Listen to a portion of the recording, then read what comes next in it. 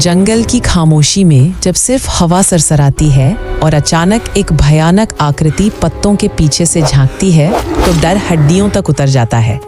ये आकृति किसी जानवर की नहीं बल्कि उस भूत की होती है जिसे देखकर चीख भी हलक में अटक जाती है। ये भूत मौत की आहट है। घनश्याम एक मजबूत आदिमानव था जो अपने कबीले के आखिरी दिनों का अकेला गवाह था। उसके कबीले के लोग एक एक करके रहस्यमय तरीके से गायब होने लगे थे, बिना किसी निशान या संघर्ष के।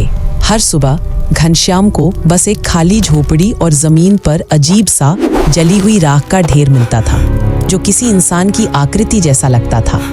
घनश्याम को पहले लगा कि ये कोई दुश्मन कबीला है, लेकिन कोई लड़ाई नहीं, कोई खून खराबा नहीं, बस सन्नाटा और ठंडी हवा के झोंके।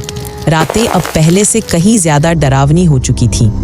जंगल के पत्तों की हर सरसराहट किसी डरावनी फुसफुसाहट जैसी लगती थी, जैसे कोई अदृश्य शक्ति उसे निहार रही हो।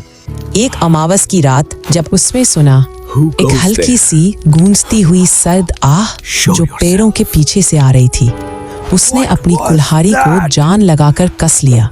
फिर उसने पैरों के बीच से झांकते हुए एक झलक देखी, एक कांपती हुई परछाई जो पारदर्शी थी और उसकी आंखों में एक भयानक हरे रंग की चमक।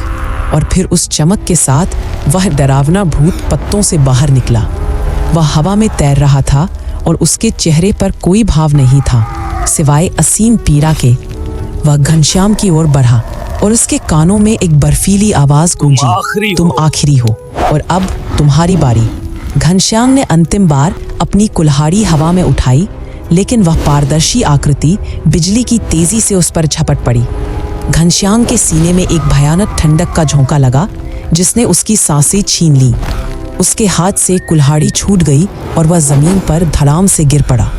सुबह हुई तो वहां सिर्फ घनश्याम के शरीर की राख का एक नया ढेर था और जंगल फिर से भयानक खामोशी में डूब गया। कबीले का अंत हो चुका था।